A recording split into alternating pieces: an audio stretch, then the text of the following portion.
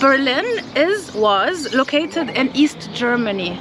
You have the west and you have the east, and then within the east you have West Berlin. This city is one of the most vibrant and exciting places in Europe, with a fascinating history and culture that you won't find anywhere else. We are standing in front of one of the city's most iconic landmarks, the Brandenburg Gate. We're so excited to be here for the very first time, and we can't wait to share our adventures with you. Over the next few days, we'll be exploring all that Berlin has to offer. We'll be visiting some of Berlin's unique museums. We'll be immersing ourselves in the city's diverse and exciting atmosphere, taking in the incredible energy and spirit of Berlin, meeting the locals, trying the food, and experiencing everything that makes Berlin one of the most vibrant destinations in the world. Das ist Berlin. Hey guys, it's Nabz, and we are in Berlin. I'm with an old friend of mine called C. I used to call her Cici actually, or for an angel back in the day, because we met through LebaneseRavers.com. Wow, that goes so back. This is her. This is Cynthia. 2006. Her nickname was For an Angel on Lebanese Ravers, FAA, and I was, what was I? No, Freak with triple E. And that's her boyfriend over here, Constantine. Here he is.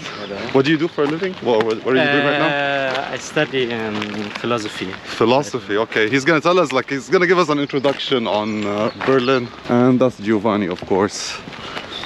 And we are in Viktoriapark. Viktoriapark. Cynthia, you want to tell us something about Viktoriapark? Is it the highest point in Berlin? Maybe. It's a very pretty park, and it's located in Kreuzberg. And Kreuz is a cross, and there's a cross at the top, so probably that's where it gets its name from.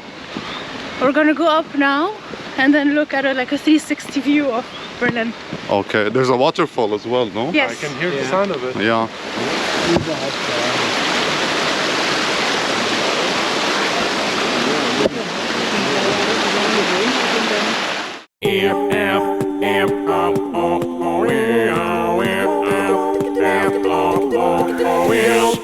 We're going up. I don't know where, but we're gonna get a better view of Berlin, I guess.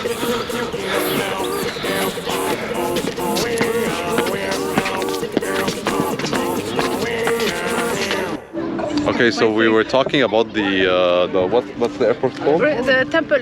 It used to be an airport. It's called Tempelhof, and now it's a huge park. So we're planning on going there at some point during our trips. So, but generally, it's like architecture that's supposed to make you feel very small. They use really big shapes of things, really big tiles. It's not small and detailed. Okay. It's, so they're supposed to make you feel tiny. They are. Yes, they are in power, and then And we do. Yes, and we see this on the is. eastern side of Berlin, or we don't see this on the eastern side? I mean, eventually all of Berlin was Nazi before the war, so whatever is left from then you can see. So even the west was... Yeah, I mean, before, because there was no east and west during the Nazi times. When did they split Berlin? Afterwards, as a consequence What year was it? I mean, in 45, when there were 4 different zones, like a British, French, American, US American, and Soviet zone. Okay. In 48, the 2 different, or 49. Now 48 or 49, the 2 different states. Since then until 1990, there was the Berlin Wall. Yes. Yeah. Okay. The Berlin Wall was built in 61. 61. So for a few years there was no wall, and also people were moving between the two sides in Berlin. I mean. And they built the wall to stop the people on East Berlin to go to West Berlin. I mean, right? there's a whole debate. I mean, yeah, kind of. Yeah. That's what it says online. Yeah. Of course, propaganda called it the propaganda called it anti-fascist protection wall. Okay. So to protect the East from the bad influences of the West. But of course, it's probably. Yeah. I mean, it's for because a lot of people in the East were going to the West, finding work there, also moving there, because the living standards grew better there faster. Why were people crossing from the East to the West besides good job opportunities? Yeah, also the freedom of speech, of course. Nobody telling you that you cannot make this joke and so on. Yeah. Freedom of movement. Yeah, freedom of movement, family. West Berlin was the one that was... So West Berlin was fenced in. But how come they were fenced in and they had more freedom to move around and more... Because Berlin, I mean, they had their own airport. They could leave and come and go and so on. But Berlin was located in East Germany. Okay, yeah. So therefore, the small part, you know, when the Allies came and so on, and they split even the capital into these two zones. I mean, first of all, there were 4 zones. 4 zones, yes, but I'm talking when all of East Germany West. was split in 4 zones. The American, the British, French, and the Soviets. and the Soviets. Yes. Okay. And then so was Berlin, even though it was located in a Soviet part of, you know, in the Okay. east. Yeah, because it was the capital.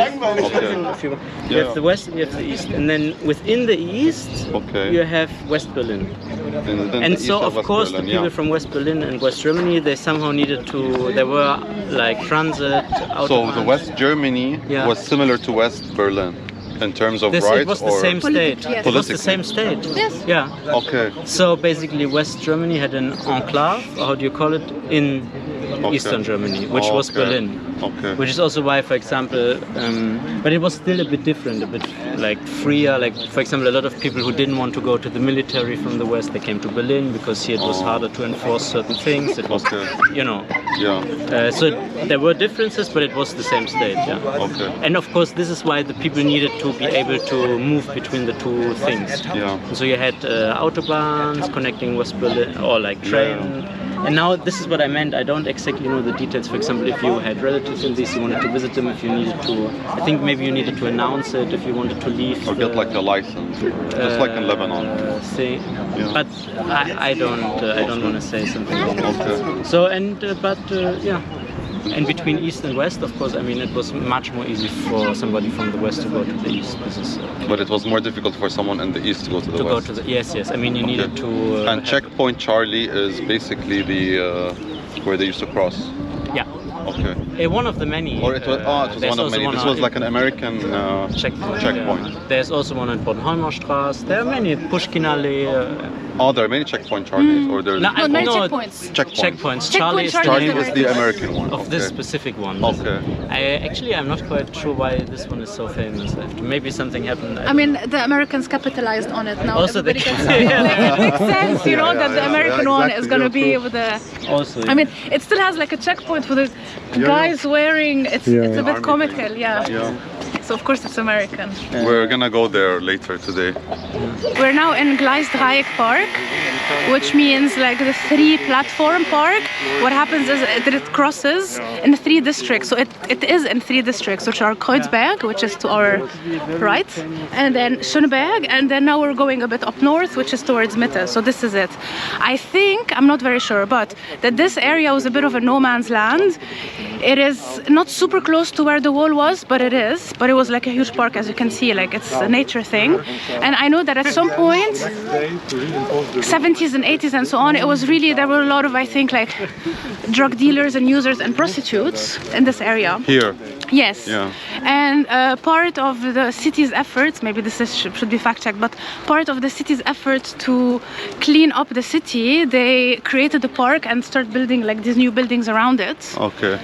After the fall of the wall, of course, so that's like probably in the 2000s or something, or 90s already. And so it became this like kind of gentrified. They pushed basically all the drugs and the prostitutes like 2 streets back. Okay. And they created this really big park, and now you'll see a bit in the front that there is a lot of like new buildings all around it. Okay. And so, yeah. So on this side is Schöneberg. Schöneberg, which means pretty mountain. Pretty mountain. And okay. Kreuzberg, which means cross mountain, like the mountain with the cross. Hence, why are they called? There's a mountain with a cross there? We were just on it at the that's the Viktoriapark. Okay. It takes its name, so Kreuzberg takes its name from this. So it's a cross mountain, Schöne mountain here, so a pretty mountain, Schöneberg. So there's a pretty mountain here? I don't know, but I think it's on Wikipedia, I've read it. Okay. And then we're going up to Mitte. Mitte, which the is center. the middle center. Which is the touristy area basically, or historical center. Okay. Is it still on? Yeah, it's on. It's still on. Yeah.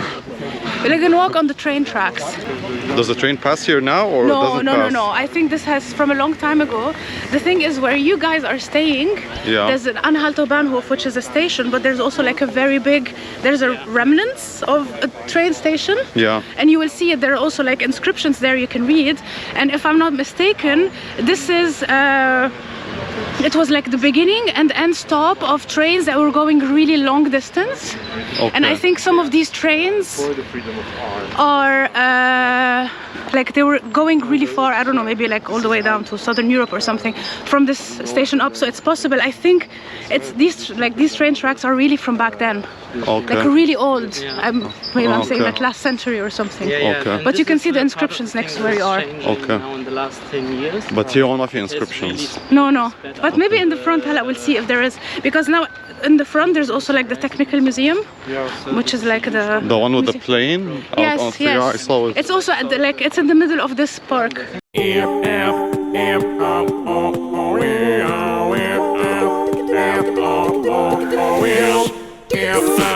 It's Nabz here in Berlin. It's our first time in Berlin. We're just about to get the day started. We're right next to the topography, the Terror.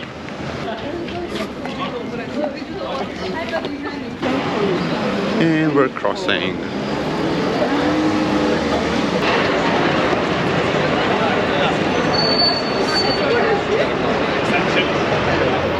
Yeah, here So- we have the Russian one telling you this way is So which is the...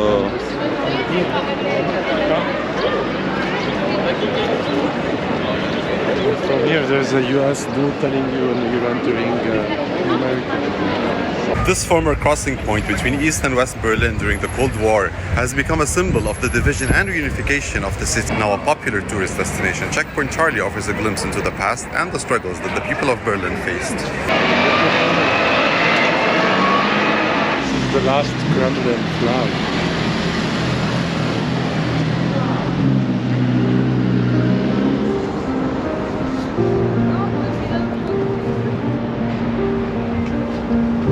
Designed by renowned architect Peter Eisenman, the memorial consists of over 2,700 concrete slabs of varying heights arranged in a grid pattern. The design creates a feeling of disorientation and unease, encouraging visitors to reflect on the horrors of the Holocaust and the importance of remembrance. Our respects to the victims of one of the darkest chapters of human history. I think this is done this way so you'd feel uncomfortable and lost. There are no names on these structures, which makes you feel confused. Look.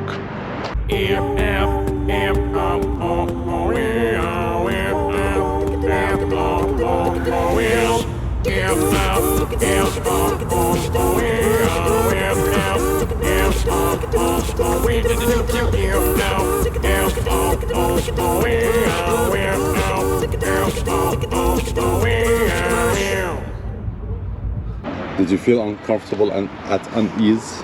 Yeah, I saw that while I was filming.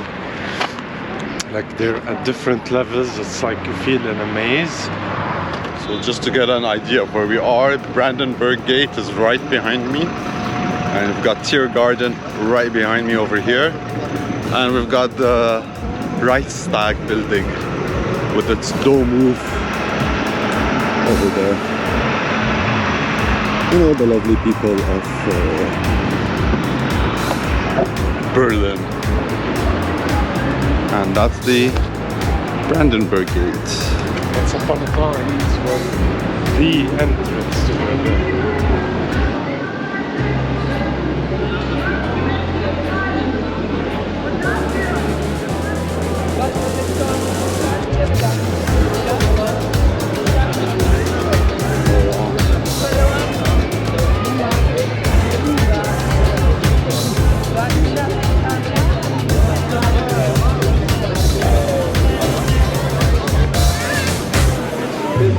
So here's the deal. One of my favorite chocolates is the Ritter Sport. So how did they pronounce it in German? Ritter Sport. I don't know, something like that. Let's pronounce it in English. Ritter Sport chocolate is one of my favorites. So here it is, actually. Hello.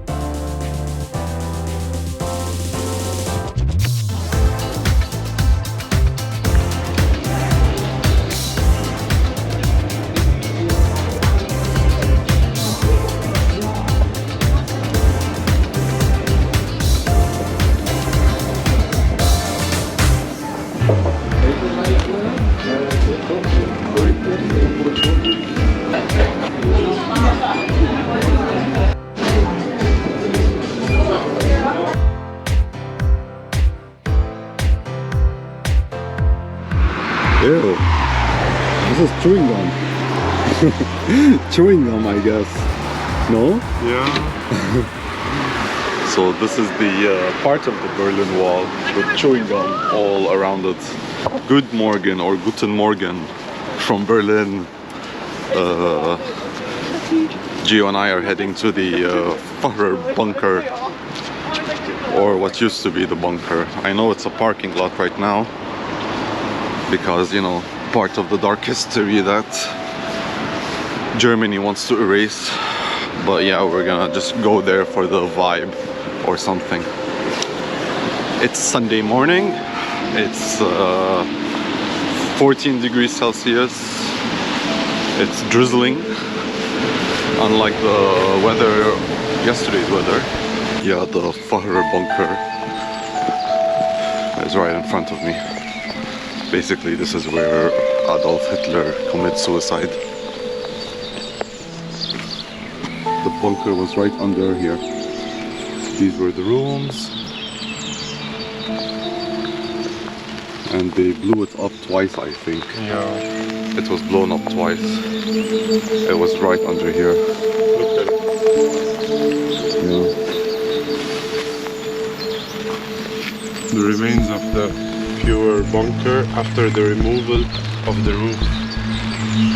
Before it was filled in 1988. They filled it with concrete. So Hitler died right over here, right behind me.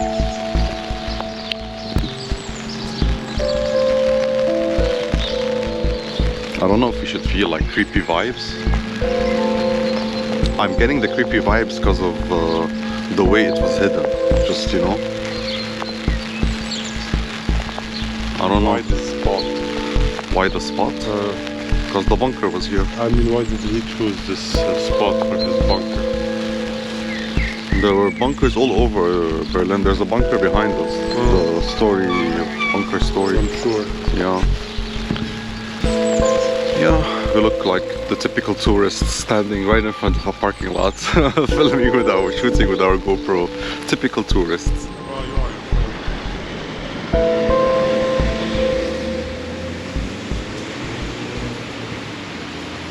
So this is Keith Haring, 1987, untitled, in brackets, boxers.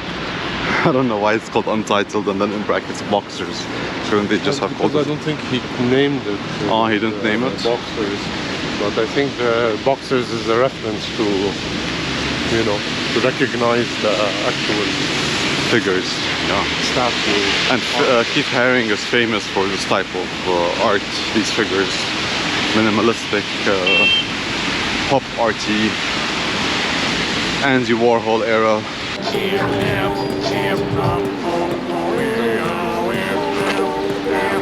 So I guess this is like a museum kind of square. We've got several museums all around. We got this museum over there. We got that one over there. We got a museum over there. We got a bus coming our way. We got Gio crossing the street. We got the Grand Hyatt right behind us. We've got City Circle, hop on, hop off. Woohoo!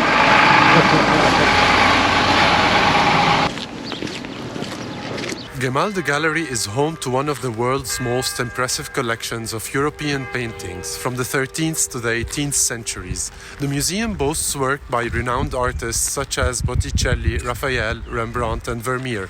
So we took off our jackets at the cloakroom and we're heading to Gemäldegalerie just to show you guys a glimpse of the space.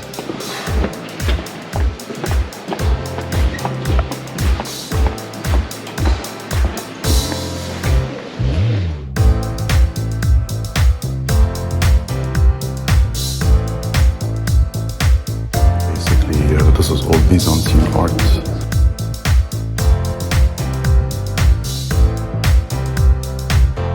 What's nice about this is how small these figures here are compared to the Virgin Mary.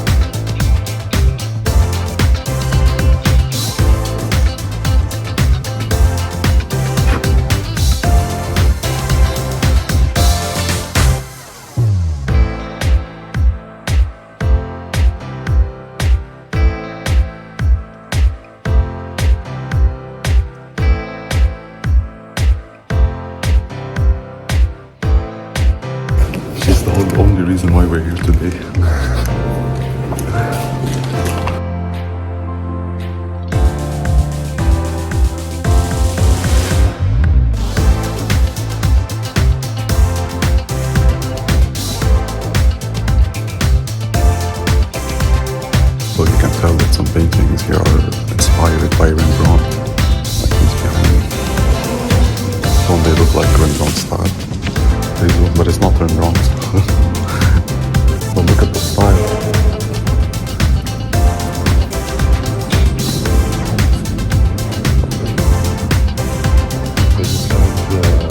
Remember me? Yeah, that was by Rembrandt. The guy and the woman and the guy. You can watch the Remember Me video on my channel in Amsterdam. Notice how white their skin is next to her. Yeah. I think she's Tanani. Yeah, but you know, it's like very. I don't know if it's racist.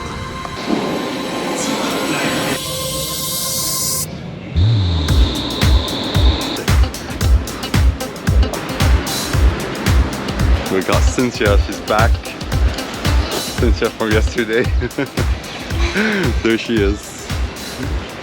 Hip, hip, hip.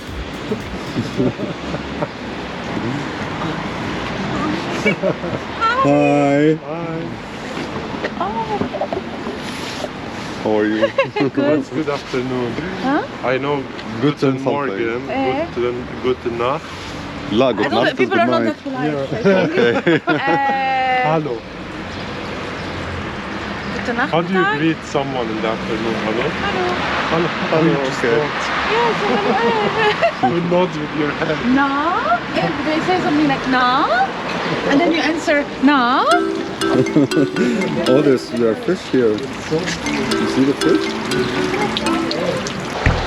This used to be a gap.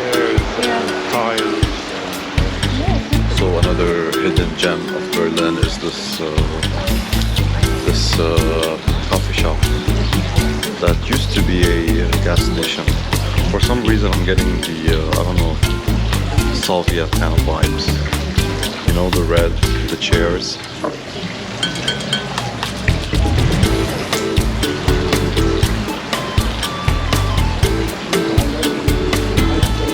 It's interesting, actually. I like it.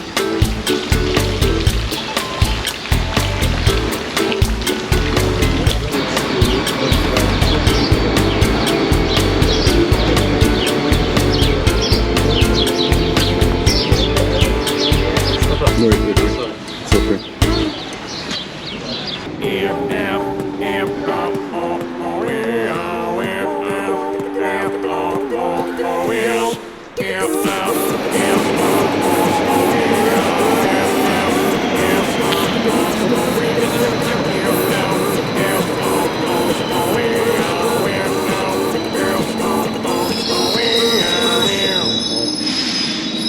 We're here.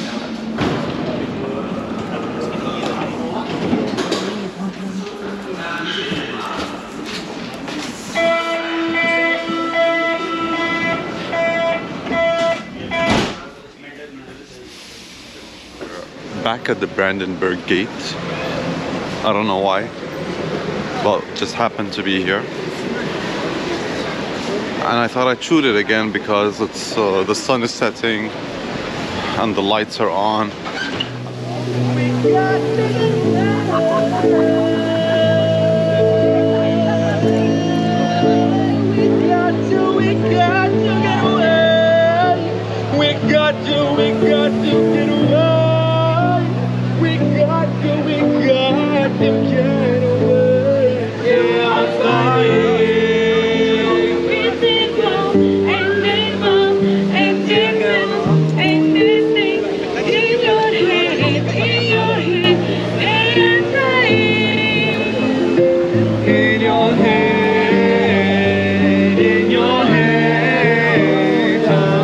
There's the gate right behind you. You did it. I did it as well. Let's go.